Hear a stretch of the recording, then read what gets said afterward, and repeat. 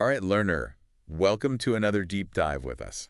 I'm excited for this one. Yeah, this one's going to be interesting. I think a lot of people are talking about DAOs. Yeah, DAOs, Yeah. Decentralized Autonomous Organizations. Mm-hmm. And It's kind of a buzzwording. yeah, it's a very buzzwordy topic. Yeah. And I think it's important for us to kind of break it down For sure. and understand really what they are. Absolutely. So for this deep dive, we're going to be looking at this great conversation Yeah. between Vlad and Dmitry Podolsky from FMark. Yeah, these guys are great. Um, That's super smart. Yeah, and it's called Why You Don't Need a DAO. Simply use Excel. Yeah. And, sometimes I think these provocative titles are really helpful I think so too. because they kind of like make you think a little bit more. Exactly. And so I think our mission today, learner, is to understand the fundamental concepts of DAOs Yeah, and, what are some of the potential benefits for sure. and limitations Absolutely. of DAOs and ultimately figure out, is a DAO always the right solution Right. for a decentralized initiative? Totally. And I think what I really liked about this conversation is it's very grounded. Yes. Like they don't just like jump into the hype. They really Sure. like bring it down to earth. Yeah. And we can all relate to like using a spreadsheet. Yes, You know, exactly. Yeah. So I think it's really interesting to look at, this initial idea that Vlad had. Yeah. And so, he was thinking about, creating this DAO Right. for his proposed conference Mm-hmm. that he wants to do. Yep. That's scientific and financial. Right. And so he thought about, this council of members Mhm. from different countries, like Israel, Right. USA, Yeah. Europe, and global. Yeah. Yeah. And they could propose ideas, Mm-hmm. vote on them, Yep. and really just make decisions about, how to allocate, financial resources. Right. And so, this would include things like, funding startups, Yep. organizing the actual events, Okay. the work of the Scientific Council Mhm. publications, Okay.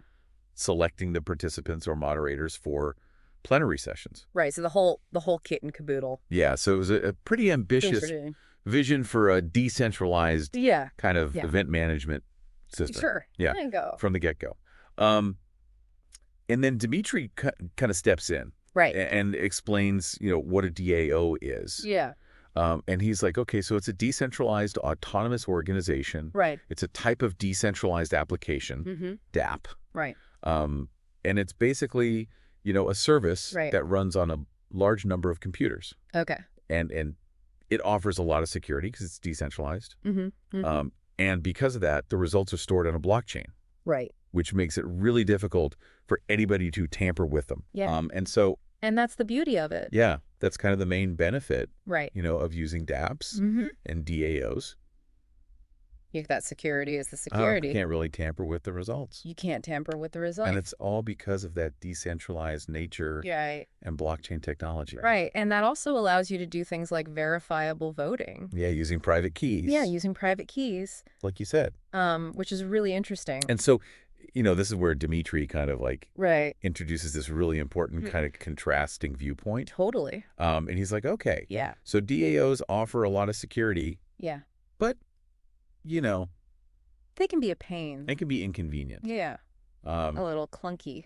And so Yeah. he's saying, for simple things like voting, why not just use existing tools Yeah. like Google Sheets Google Sheets. or even Excel, Or Excel. which are a lot more practical Way more practical. and probably more cost effective. Right. And easier to use. Yeah, and he makes this really interesting point, Yeah. about like Google, Right. being a centralized system, Mm-hmm. but also having a high level of security. Right. We all trust Google, Right, like it or not. right. We all trust Google. We use Gmail. We use all their products. Right, and so, blockchain, even on cheaper networks, Right. transactions aren't free. It still costs money. You still have to pay. Yeah.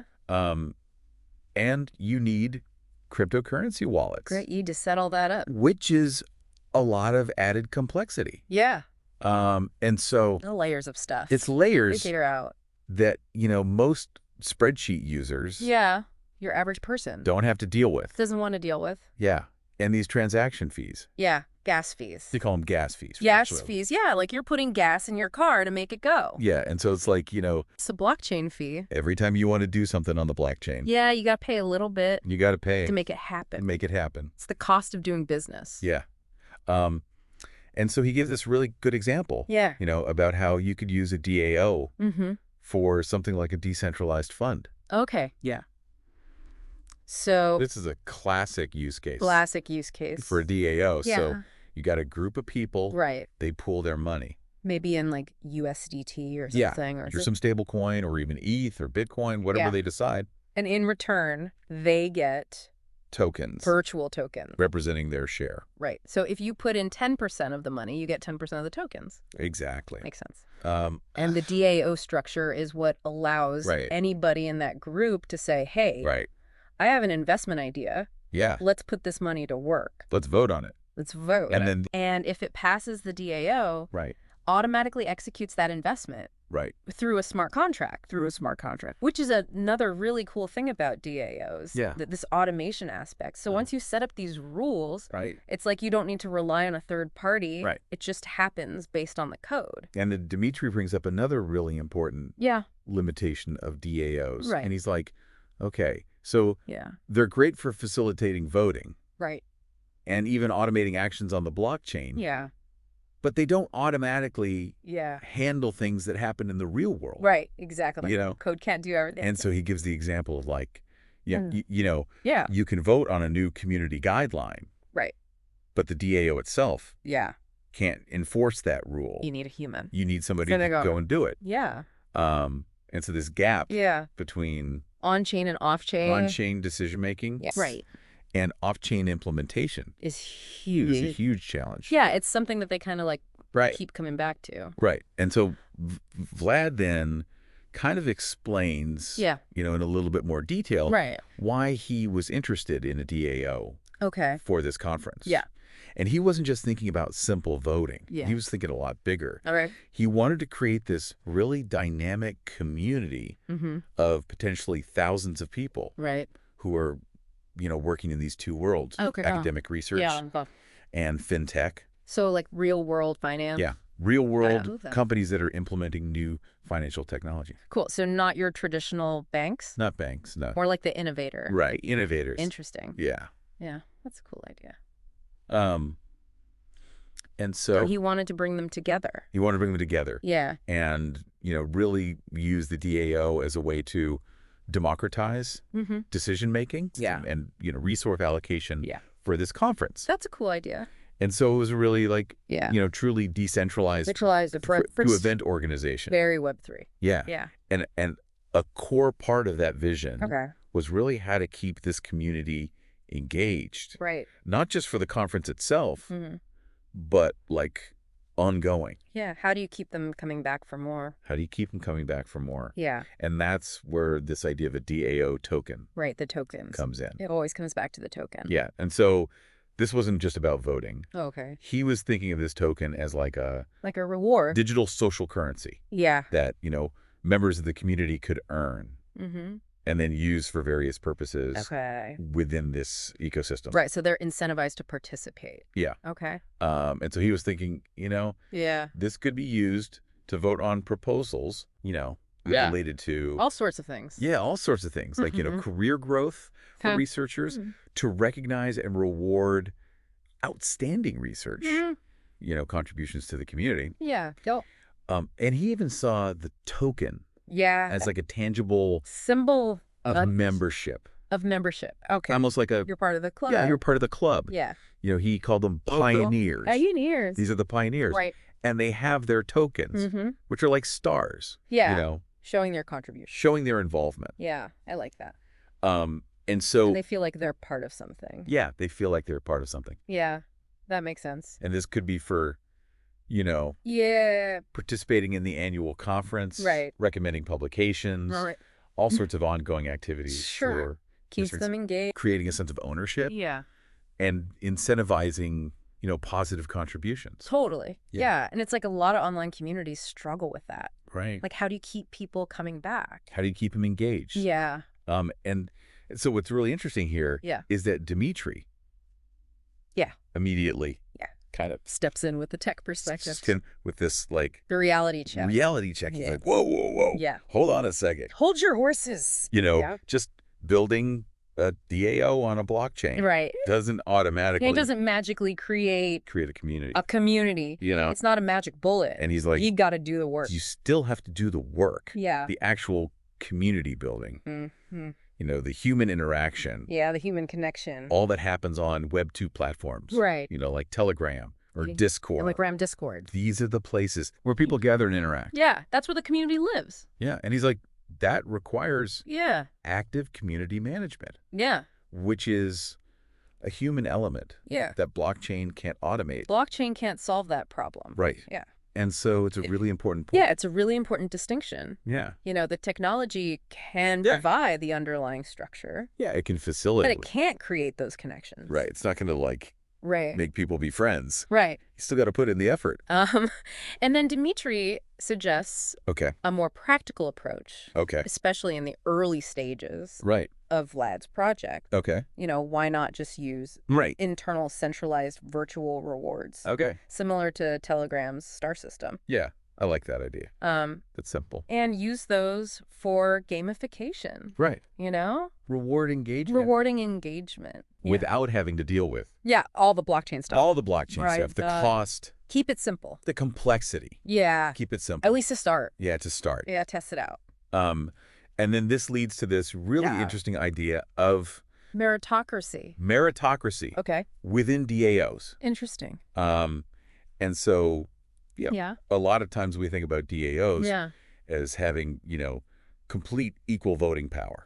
Right. Everybody's vote is the same. One token, one vote. One person, one vote, basically. Yeah. And Dmitry's like, well, you can make it different. You can structure DAOs to delegate voting power. To people who know more. To people who maybe have more experience. The experts. And it's interesting. He says, we haven't really seen a lot of DAOs like that. Right. In the real world? Yeah. Yet? Not really. But I think he sees the potential. Right. He's like, this is something that could evolve. It could evolve. It's not just this one size fits all. Right. It's not just one token, one vote. Right. It could be something more nuance. Right. Yeah. And then, he circles back to this point about accessibility, which I think is so crucial. Really important.